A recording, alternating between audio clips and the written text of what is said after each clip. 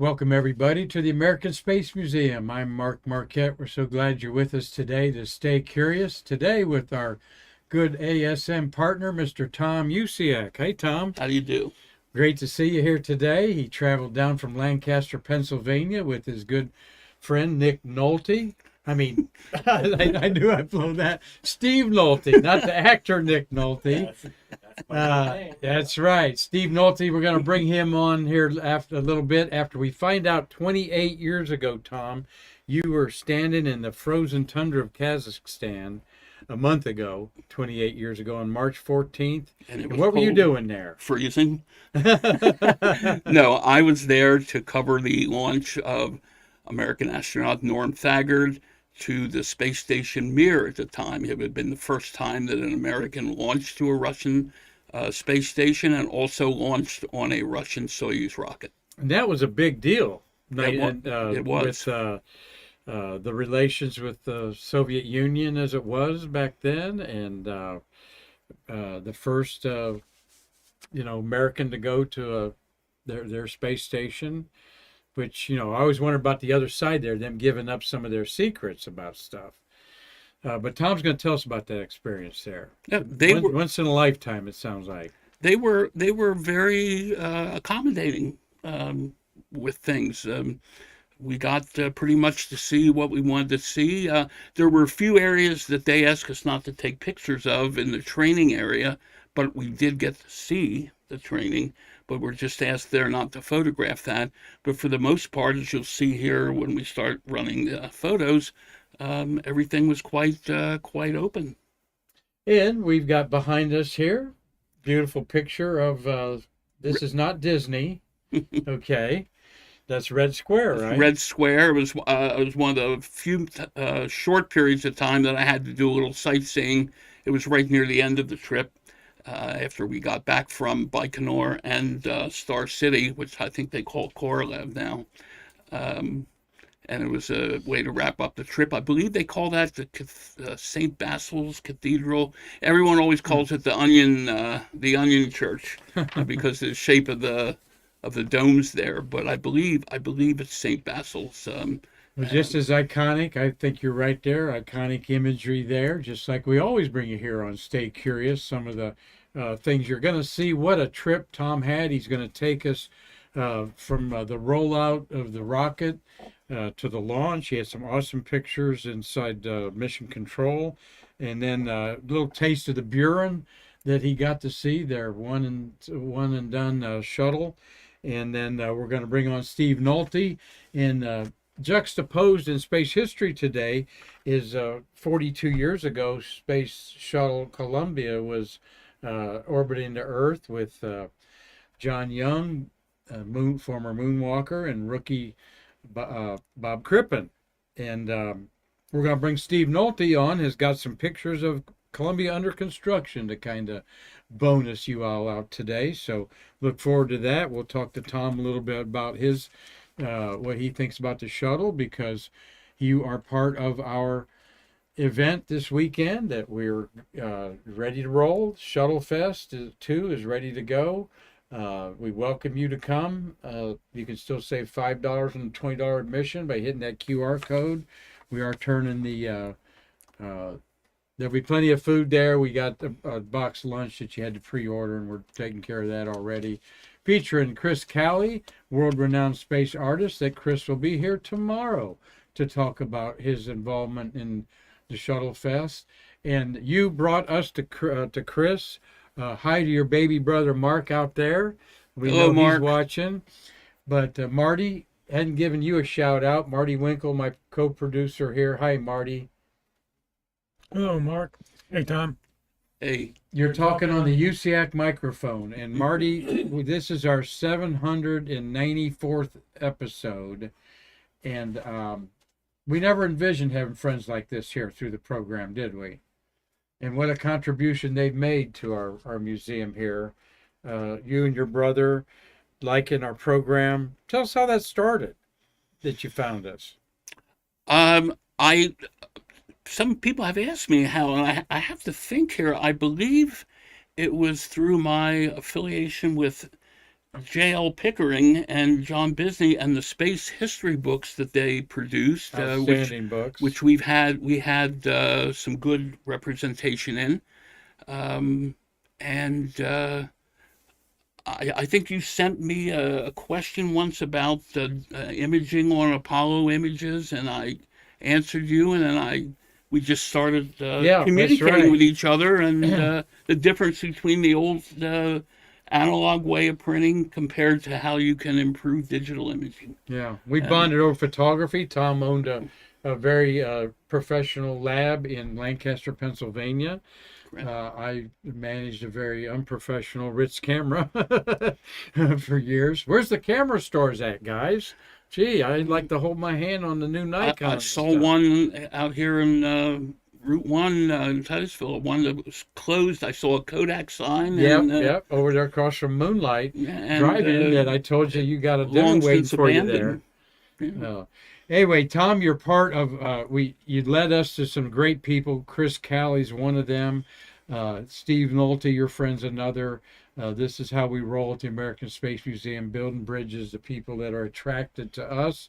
Karan Conklin, our outstanding executive director, and I hit it off right away 5 years ago, and that was the main thing I told her is you got a nice museum, but we got to attract people with some quality programs and feature these what we call national heroes and treasures, like Marty that worked on the Grumman lunar module and then the shuttle era. So you're going to be on a panel. Can't thank you enough is what I'm trying to say. Very welcome. Glad to participate. Your brother's been a phenomenal partner, and we're going to, the Usciaks have bequeathed to our museum basically their archives of 30 years of shuttle photography and some Apollo stuff thrown in there.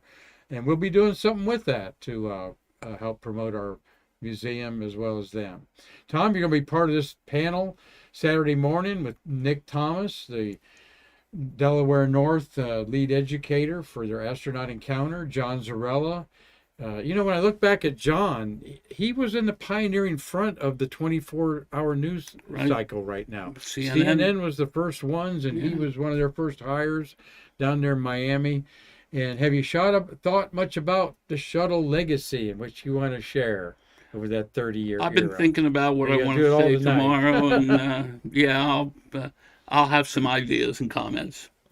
And I think they'll all three be very different on there. We're so proud of the program we put together. 3 panels, the afternoon panel. Of course, we're going to feature The Base to Space, a wonderful documentary by Mike Cotton about the disassembly of the innocuous base, metal square base, rectangular base that everything launches has to space off of, the Base to Space. And from 1:15 to 3 o'clock, that'll take place.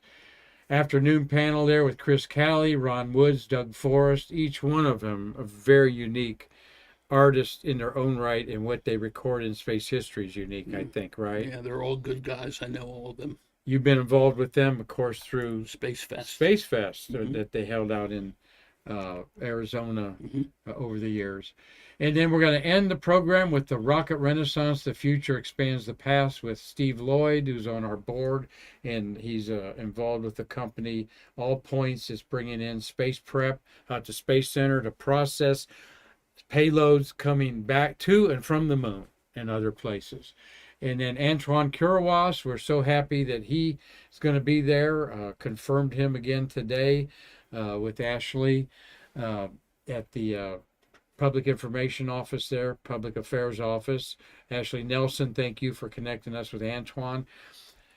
He has got his finger on the pulse of the Artemis launch in the control room. He is chairman of the committee that's going to set the date and the parameter for Artemis 2 launch.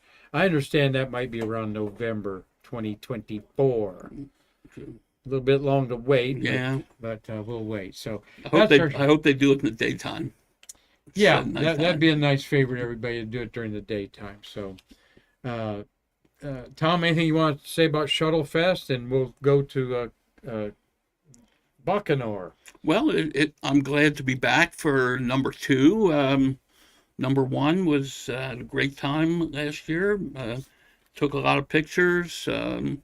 got to reconnect with a friend of ours that is no longer with us, Mr. Hugh Harris. Absolutely. We spent God bless some Hugh. good Rest in times peace. talking last year, catching up on the shuttle years, and met a few astronauts, and it was overall a good day. Well, that's what we want most, is the fellowship, getting the people together that built these amazing spaceships that have such pride in it, and then the people that covered it, like yourself. And that's how we relive it, is through your pictures, Tom, and other people. So, Tom, you worked for quite a few magazines. Tell us who you freelance for, and who was sending you to Russia. Well, I went to Russia for Aviation Space magazine, which was published out of Washington, D.C. They had an arrangement with Cosmos Books and Cosmos Publications, and it was sort of a joint project with them and Cosmos in Russia, and that's pretty much how the accreditation and press access was put together. Mm-hmm. There you are, red, white, and blue jacket there. Yeah. Well, I'll tell you, so it was a Miami Dolphins jacket I had. No way. Oh, that is And Miami. the reason I took teal. that is because of all the coats and jackets I had, that was the warmest one I had. And believe me, I needed it. Well, astronaut Bruce Melnick appreciate that. He's a Dolphins fan. Mm-hmm. Well, let's just go through here.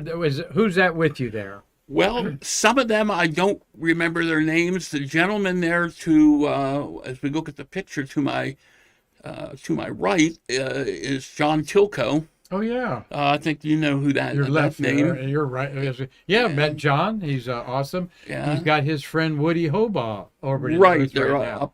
up on the ISS right now. That was a cinematographer. He was doing strictly video work. I don't remember his name. Over on the far side is Yuri, the gentleman with the sunglasses on, the Russian. He was like our guide. He got, that's an interesting little story here. He's the fella right there. Yeah, him. I was over there on my wedding anniversary. Okay, and Without your wife, Vicky. My wife Vicky and I, it was our wedding anniversary, and I mentioned that there, and as a result, I gave him some photographs of Apollo Soyuz that I covered along with Steve here, who's with us and my brother in 1975. I gave him some pictures of that, and he asked me through an interpreter, because he really didn't speak English. He said, "Would you like to talk to your wife on your anniversary? This is your wedding anniversary. I think you should do that." And so he took me, and this was at Baikonur, and he took me into this building, down these stairs, a long corridor, straight, zigzagging around into a room that had a telephone and a fax machine in. That's all was in the room. The room is about the size of the studio here. And it had a fax machine there, and he asked me the number, and then, of course, he had to put some international codes in, I guess, what they called them. And now this was the daytime for us, but so my wife got the call about 3 o'clock in the morning. Oh, wow. I woke her up. Awesome. So never forget we had a little chat, and so that's pretty much. I mean, it was very. There were a lot of things that were very similar to covering the shuttle, and there was a lot of things that were different. Well, let's get to that after we say hi to your wife Vicky there. And I'm interested that you tell me she's a docent at Gettysburg. No, she's a docent at Wheatland in Lancaster, which is the home of President James Buchanan, the 15th president of the United States. Well, was from Lancaster, PA. Well, it wasn't from there, but he lived in his final years there. All right. Well, we're going to kick it off here. Look at some rockets. This is 62 years. In a day since Yuri Gagarin orbited the Earth for the first time. 42 years ago, like we said, the shuttle Columbia is orbiting the Earth for the first time. 23 years ago, Tom, on April 13th, 1970, is when the Apollo 13 had their problem. And 28 years ago, you were warming up. Well, I guess you're back in the States, but you've been a month in March 14th watching this launch. So a lot of nice history juxtaposed here. And you've been a part of a lot of that. Here's the rocket. Well, here's the beginning of the rollout sequence, which occurs only about 2 days before launch. That was one of the main things that was different with that than what we did. We'd be on the pad for weeks, sometimes months before launch. Absolutely. Those were soldiers on there, guarding the rocket, which you can see part of at the top of the picture there. And there's a full view of it on the transporter. It was transported out to the launch pad horizontally like that, whereas back then we were rolling out vertical. And then it would get to the pad and be erected. That would be like a big lifting device. Then it would just set the rocket up on the launch pad. A lot of railroad infrastructure at Kazakstan, right? Right. There's a view of the Soyuz capsule, which is encased in. That's the escape system. As you can see, the escape tower there, and the rockets, the solid rockets, very similar looking to ours in the Apollo era. And the panels there, you might recognize similar fins on the Falcon 9. Right, air brakes and steering. That's for abort. Abort, yes. Yes. That's what, one of the things that tips you off that it's not the cargo Soyuz, it's a cruise Soyuz. Right. Sunrise there, a little chilly, was it, Tom? A little chilly is putting it mildly. It was it wasn't windy that day, but it was just cold. It might have been 15, 20 degrees below zero. Yeah, you walked to a different vantage point, looks like. The rocket's on the left there going down the rail to the pad. That's right. Well, we had it was a big open field, so you really could go wherever you want. They didn't really restrict you in that area. But another story here that goes along with that is I was using two different types of cameras. I wanted to do as much of the rollout as I could on the larger format film, the Hasselblad camera with the 2¼ square inch negative. But it was so cold out there that the lubricating grease in the focusing, the Hasselblad was a manual focus camera. And for some reason, I decided to take my 35mm camera along with me. The grease froze in the Hasselblad where I could not turn the focusing barrel. Wow, so if I could stand in one position and move around like that till I got sharp, that would have worked. But as far as practically, I couldn't really do anything. So I carried the 35mm with me, and that was an autofocus camera. It had like electric little motors in it to focus, and that pretty much saved the day. So the pictures at the beginning of the rollout were with the Hasselblad till it froze up, and then I had to take over with the 35mm. So you're talking like Vaseline freezing. That'd be the consistency a little bit. A grease. Yeah, that would probably be a good way to compare it to. That's a gorgeous picture there. And then they would just erect it straight up. That's 35mm shot there. That's people in the foreground, by the way. Yes. I see heads and bodies. Yeah. We went right up on the pad there, so I mean there was no restriction there. At T what? About T- 2 days. Okay. Yeah. Beautiful. And there it is. After it's rolled out, then they bring the service structure, service tower up around it, just like they did here with the shuttle, with the rotating service structure and the mobile service structure with the Saturns. To the left, you see the clamps or whatever sticking up there. It was there. How many people were in this media entourage? I would say there might have been 50 to 60 media people there. There were quite a few that I knew, so I wasn't among strangers. But I did feel, imagine we were walking out of our hotel and I'm looking at billboards and I'm listening to people and I'm looking at a newspaper and I have absolutely no idea. I can really appreciate the value of knowing how to read and communicate and everything like it, because I felt like, I was totally vulnerable. I didn't know if someone was saying, hey there, or, Give me whatever. your money. Yeah. I mean, So it was interesting. not much Americanized there at all, like you're saying, where you can go places in Europe and hear Yeah, people where, speak English and you converse. can see English. The other thing that I noticed is everyone was asking about the McDonald's in Moscow.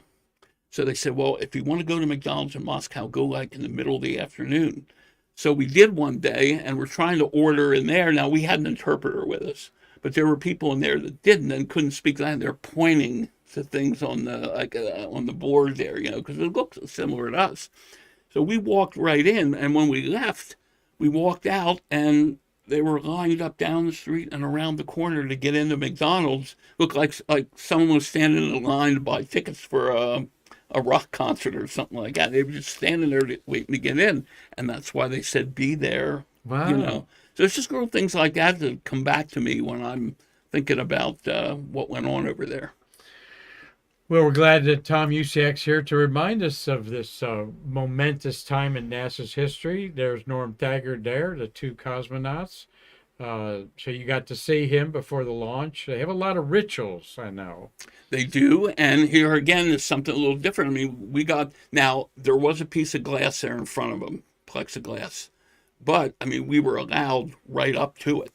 They had a space cordoned off for the media, for photographers, in the very front, and that's where I was. And then the writers and the reporters that were asking questions were behind us. Mm-hmm. Marty, we were out there and saw Norm Thagard last month at the Space Center. He's part of the astronaut encounter that Nick Thomas orchestrates for Delaware North, and very nice guy, willing to talk about anything. Does a great presentation. He had 4 or 5 trips to space, 4 trips, I believe. Right. He didn't talk too much about this. He talked, of course, about going with Sally Ride Mm-hmm. on STS-7. He was on 7 with Sally. He had a couple other really neat missions I can't think of, but what's going on here? Well, this is the equivalent of what we call in Apollo and Shuttle and the programs now is walkout. What happens here is a little different. The same ritual that has been going on since the 60s. The crew walks out, and there's little squares painted on the ground in front, where one's for the commander in the middle, and then for the other 2 crewmen. And this general, we have another picture of him on the road here, salutes them. They say a few words to each other, and then they board a van, which I think we just had up there. Yeah, see the salute. And you can see one of them. I don't know which one that was, but you can see in the window there. And they ride that bus out to the pad. What does that say? Greyhound? I don't know. I don't know. There we have astronaut Bonnie Dunbar. She was Norm Thagard's backup on this flight. Mm-hmm. So she was there, and then she eventually went up. I'm not sure. I think she might have been on the shuttle that went up and brought him back.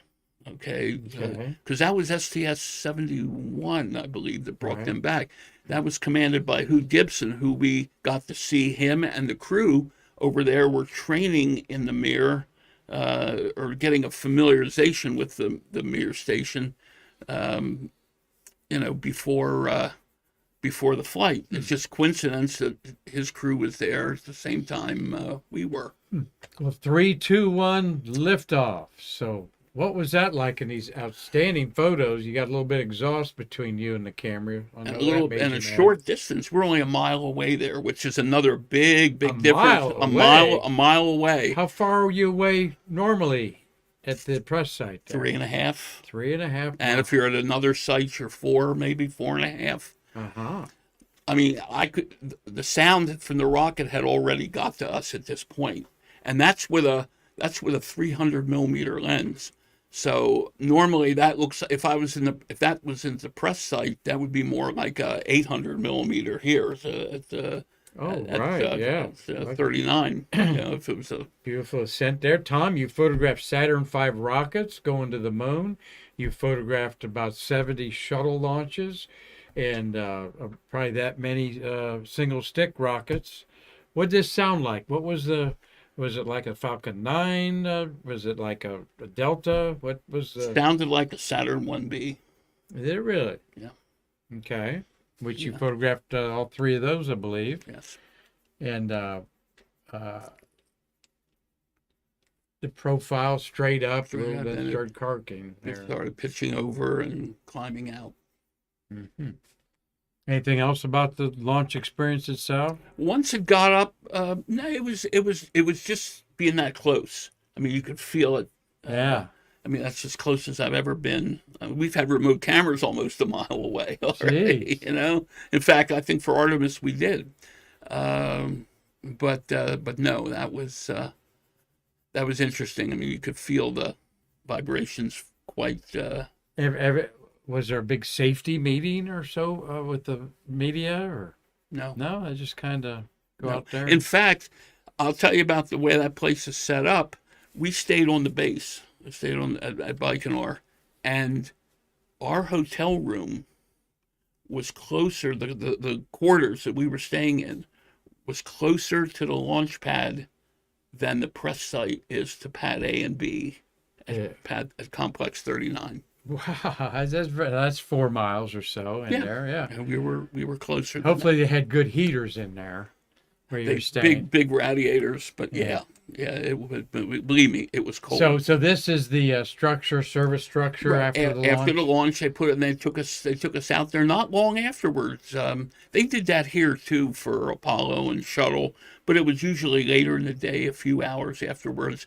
I'm thinking we were out there maybe an hour after launch before we cleared out. Mm-hmm. And that's down in the flame trench there of that launch pad, which, by the way, that was the same launch pad that Yuri Gagarin took off from. Crazy. 62 years ago, yesterday. Yeah, that was that. So the trench there is a lot different than ours, and I think in the next picture, so I think we can. Now, I see some rocks and pebbles there. Yeah, they go flying. Well, I'd have picked. Did you pick any up and put them in your pocket and stick them in your suitcase? Because I certainly would have. I think I did. Yeah. I just have to go home and find it now.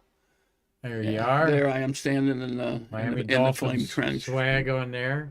And you know what? I had some people wanting to buy that for me over there. Oh, really? Yeah. Yeah. Jim Oberg, a well-known author. Oh, great. Space historian Jim Oberg. Right. We had the privilege of using.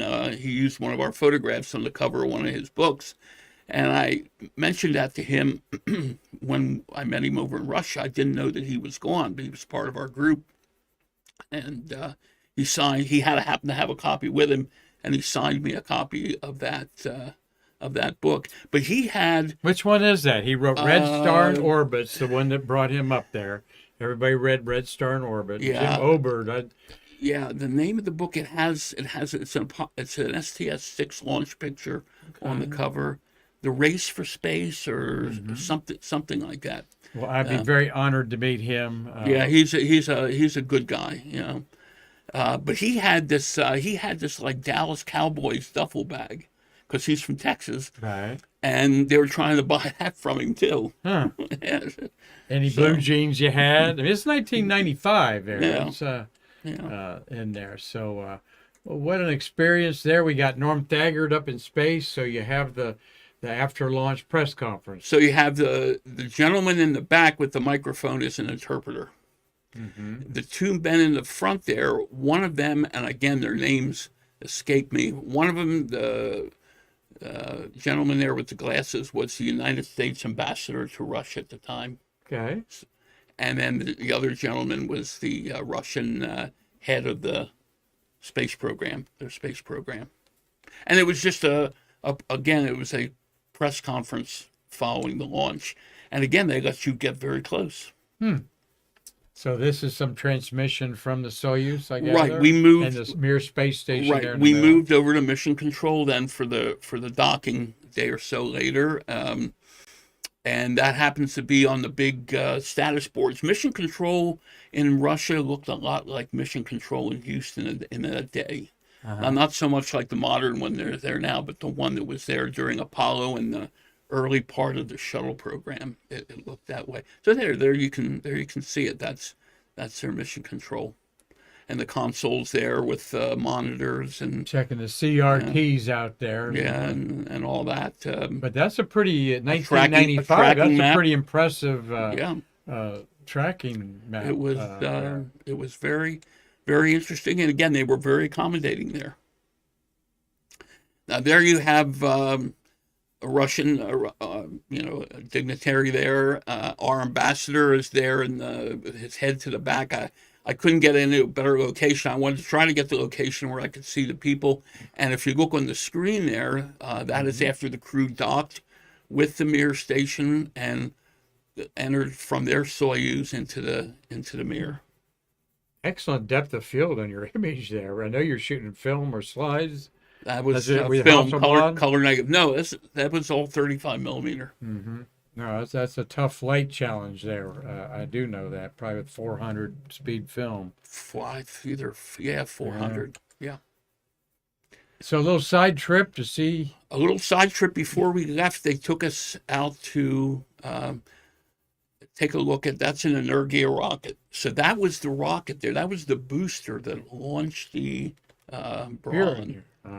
Buran. Is it? I don't know. What is the official pronunciation? I don't know. I've always Buran? heard. I always heard Buran. All right, if you hear Buran. That's what. But that is the actual. That's the actual craft there that flew. You need some shots of vodka. You need to pronounce it correctly, I think. I think so. What was that like? I mean, we had a wonderful conversation with Gary Allgaier, and I know you watched it about. I watched it, and then I sent you some of He these. said this was a military spacecraft from the beginning, Right.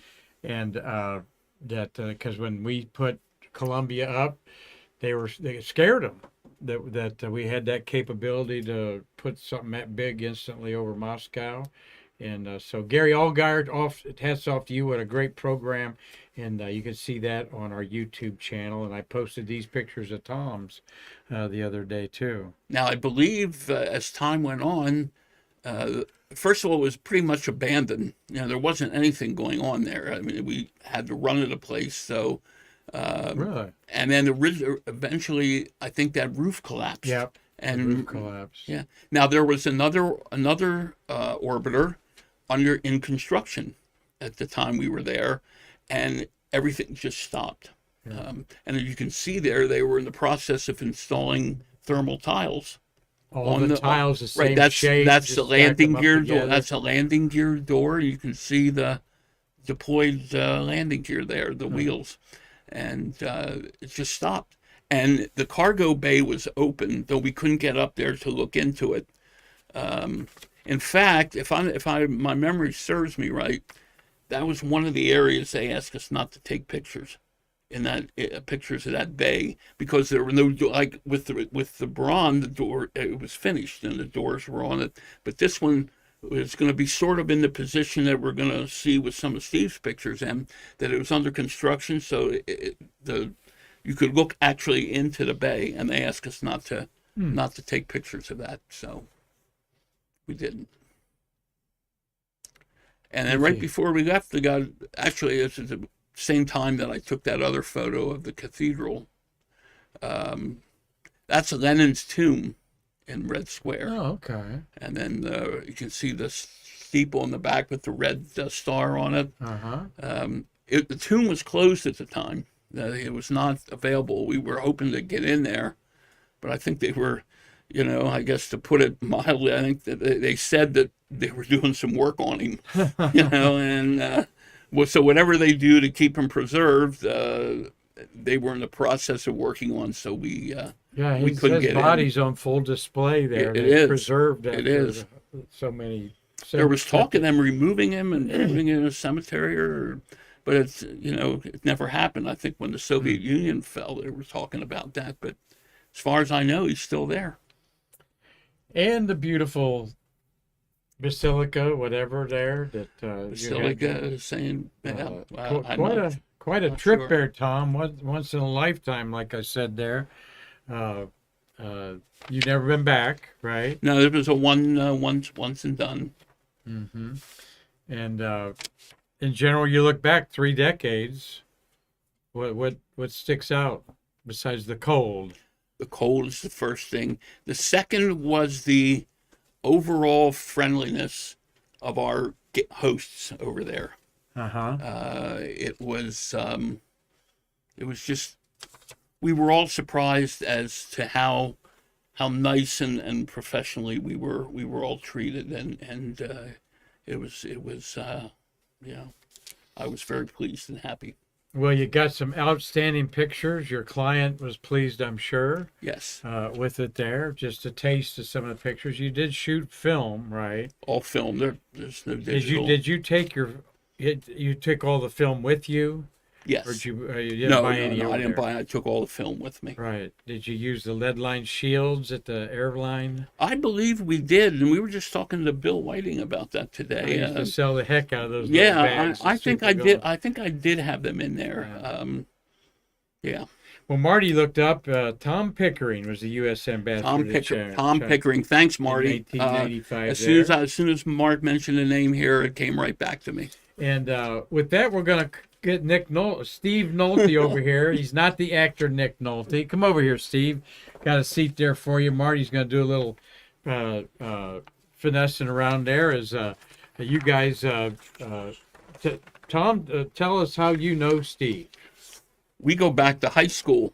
Come scoot over here a little yeah. bit, buddy. As we're saying hi to Doug Forrest, who's going to be watching. Chris Callie's watching. Two of our premier artists at Shuttlefest. Cynthia Rossi, hi to you, Cynthia. Now tell us how you met Steve Nolte there. We're going to put it down there on there. All right. Steve was on our show and Marty and I were doing it this way. Okay, before we got the Streamlabs. Thought we had your name in there, Steve, Yes. but there you are there. So how you know this excellent photographer and friend of yours since high school, huh? High school. Well, let me do that. Sure. We were Welcome, we're- Steve, yeah, officially yeah. there. Good to see I'm you, back my again. friend. I have a show several years ago. Well, actually, we were in high school, seniors in high school. Well, I was I might have been You were junior. junior, and we met in advertising class. He studied for an advertising class. And one day he brought a National Geographic in. I didn't subscribe back then. There was the membership or whatever. Oh, right. Yeah, Yeah. exactly. It wasn't on the membership newsstand. of National Geographic.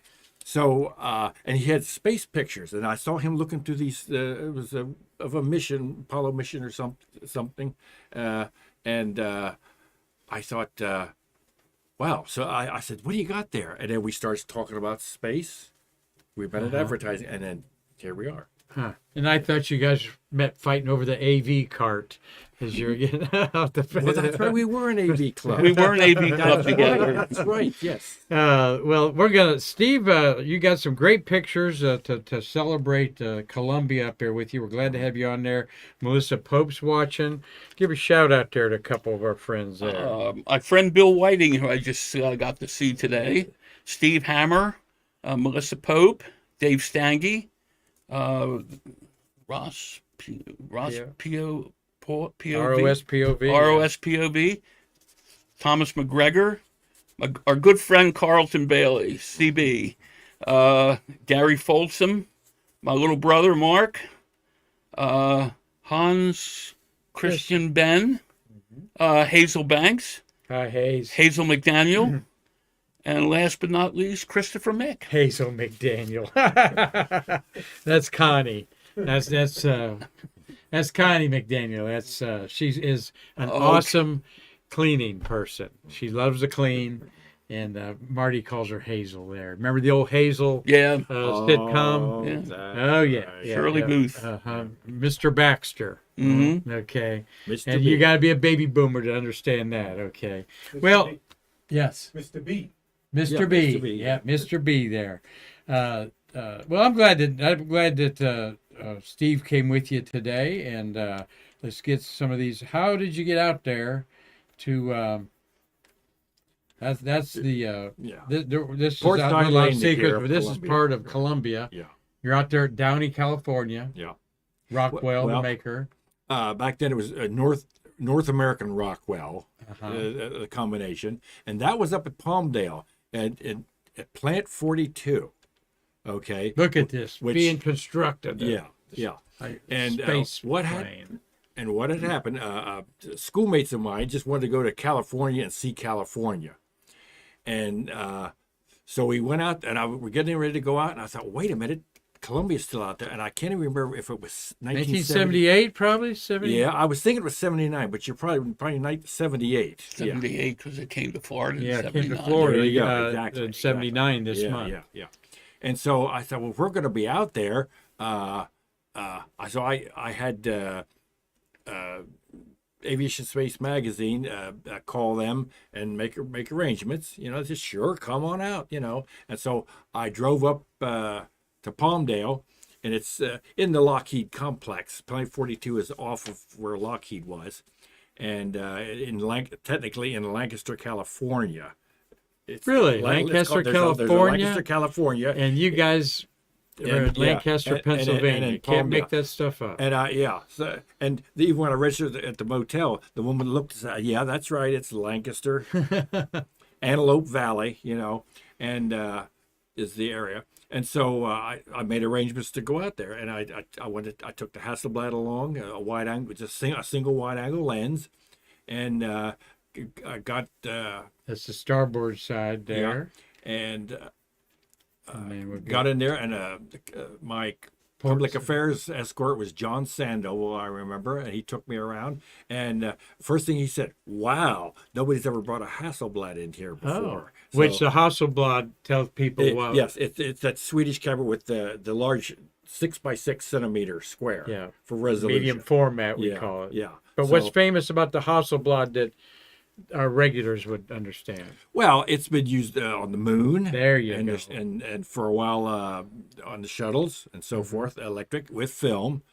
And I'm surprised Norm Thagard told us that he shot mostly a Hasselblad inside Skylab when he was there, and they used a 35 millimeter to take pictures in the capsule coming back. yeah. Apollo capsule there, but that'd be a little bulky for me, I think there, but it was bulky on the moon too. But that's HASSELBLAD. Yes, but NASA always shot reversal, transparency film. They very rarely shot color negatives. We like color negatives because you can see the results that it There you gives. see some people on the scaffolding there as construction of Columbia is well underway there. Now Tom added that picture. I did not take that picture, but that was the crew cabin was pretty much well along at that time. Mm-hmm. So, yeah, in there. And there's the front end. You can see that the ohms pod is missing. You can see the, of course, they had the windows covered on the front end. And the one thing I was amazed when we developed these pictures, Kodak had just come out with a new process called C41, shorter chemicals. It was called, those who know, it was called Vericolor. Uh-huh. Okay. And I had my fingers crossed because the old color negatives films did very poorly under fluorescent light. Mm-hmm. They always had this heavy green cast. Well, Vericolor worked beautifully there was a mixture of mercury vapor, fluorescent tube lights, and tungsten bulbs all in this mixed together. Oh, that is a mess. And I thought the color is going to be horrible. It turned out perfect. Yes, 80A is the filter that you screw on there You to had to take put out the fluorescent You had to put on a there if you pink had filter. one. There was no filter on that. That's There wow. was no 80. That's beautiful, great without pictures without there. filtration. And then you got another offering here of Right, the the engine bays engineers in the back, working in sure. there. And you do see one of the main pipes, the one feeding lines with a cap on it where the engine connects. The story that Terry White, the orbiter processing manager, says is that they basically needed it in Kennedy Space Center as quick as they could, and it was not even. They finished a lot of work at KSC. Yeah. To get the tile going there, yeah. particularly on the tiles there. But that's very interesting, and there's that's a very interesting picture here. Tell us what we're looking at there. Well, you're seeing that's one of the radio communication antennas, the round circle. The round black circle there. Is Well, it's actual- brown. When I looked at it, it was actually made of Bakelite. If ever people would know what Bakelite is. Bakelite. Bakelite. That's that old-fashioned fabric brown that came out in the 30s. Really? Yes, it was Bakelite. And why? Well, because it was the only thing that was transparent to the radio signals at the time, and had the strength. I find that an Yeah. interesting picture, Yeah. folks, because that's underneath the tile, covered up. There's a lot of things underneath those tiles that are radio transmitters and things like that. And you can see those on the right side of the triangle there. Some white, looks like white paint. That was actually RTV, what they called screed. When the tiles were applied, they put the white RTV on, and then they put the red RTV. It was Dow Corning 360. It was the red RTV. You can buy it commercially. It's just like a silicone, and for thermal insulation under the tiles. Look at all those tiles are stamped with the exact location, what they were made in yellow. You didn't see that on Buron at all. They just what's on there? Well, very, very interesting there. We've had a great time talking to Tom Usciak and Steve Nolte over here. Okay, Everybody calls me Nick. Hey, Everyone Nick. calls you Nick. You Yeah. know, he's not the handsome actor, as handsome as he is. Okay, he's not the same person there. Guys, thank you so much for taking your time. You had a nice trip down here from Lancaster, Pennsylvania. What Shuttle Fest 2? How does that sit with you, Steve? Well, what I'm we're glad- trying to do here. I'm glad to make it. I want to see what's well, that's why I'm here. Amazingly enough, my wife was talking about going on a cruise and so forth with her sister, and so now I said, well, if you want to do that, I'll go down, drive down with Tom for the week. And she said, well, okay, I guess so. Yeah, so There's a little marital advice there, guys. Yeah. It seemed like quid pro with your wife. Right. Since we retired, every time Mark and I go down to Wallops Island for Terry's launch, then we go on a cruise. I've come home from a cruise. Okay. Left Bayonne, New Jersey, drove home. It pulls into the port in the morning, 7:00 in the morning. Drove home and then went straight down to Virginia for a Antares launch. And tell us about that. You tell us what the Antares is and why they're that's launching from Wallops. That's the booster that goes actually made. It was manufactured in not Crimea. Yeah, the engine. With the engine, the Russian engines that were left over. Okay, and but they've since put new engines on it, and it's a small rocket that takes up the Cygnus cargo module, which is Northrop Grumman's contract to yes. supply the space station. Yeah. And there's one coming up. I just recently saw they named these cargo ships after astronauts, and I understand they're naming this one after Laurel Clark. Of Columbia, the third not Columbia of Columbia, the third fallen hero to be honored that way. I think they had Onizuka and Sally Ride. Well, they've also had I know Kapalna Chawla was one of the cargo ships going up there. So, and why do they launch there and not here? It's convenience, I guess. Okay. It is cheaper, of course. It's somewhat in competition with Atlas. Okay. Yeah, and with going at 57 degrees, they're able to launch that far north. Well, as we see private companies being more specialized with their offerings, like Firefly's offering a space utility vehicle that you guys saw us talk about on our show. Northrop Grumman and that whole Antares and is very single purpose. That's all it's for. Is that? And even the New cargo Zealanders, ship's called the Cygnus. Cygnus. Yeah, the Cygnus cargo ship. Yeah. that's all they're doing with that. Yeah. That combination. And even working well. the New Zealanders with the Electron have a small pad right next to the pad at Wallops Island. Well, we'll be sharing your pictures next launch of that going up there, Steve. Look forward to that.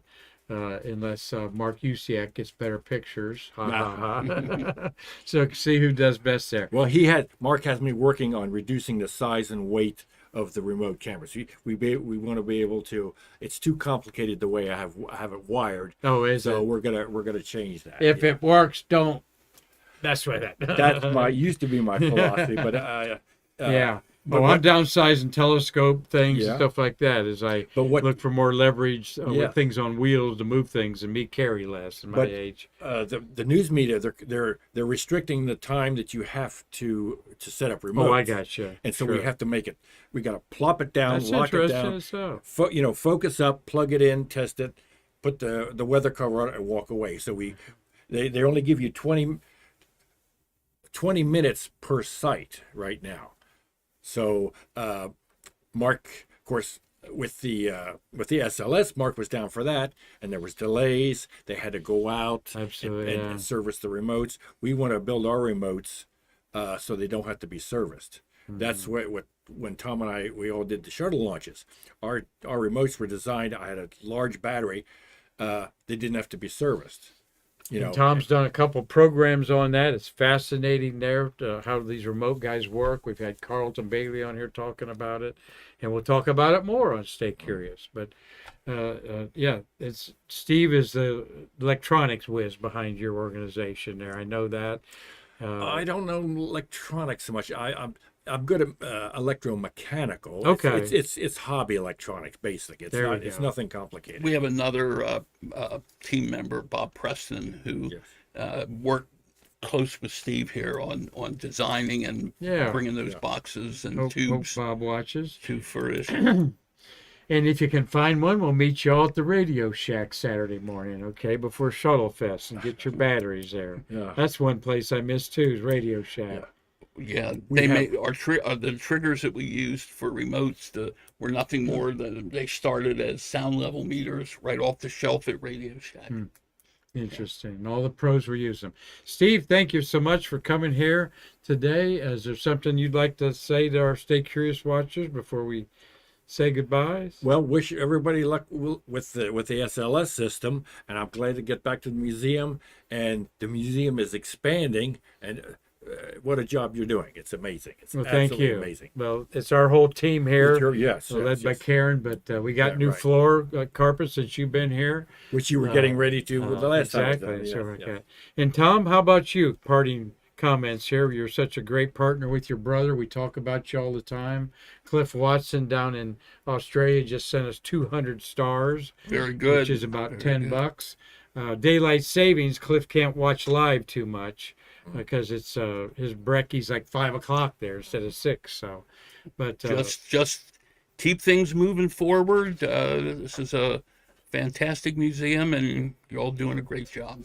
Well, thank you, Tom. It's people like you that make it so easy to reach out and deal with our public out here. So, Marty, anything on our Streamlabs? Excellent job today, as usual. No, we're looking good. All right. Appreciate everybody being on the fly. I was at a meeting and walked in the building at 3 o'clock, and we pulled it all together here. So, everybody, thank you for your patience. Sometimes we're a little late. Sometimes technical problems. Sometimes it's a wardrobe problem. But we're so glad that you're with us today, and hope that you come back tomorrow, as we're going to have Chris Calley in this seat.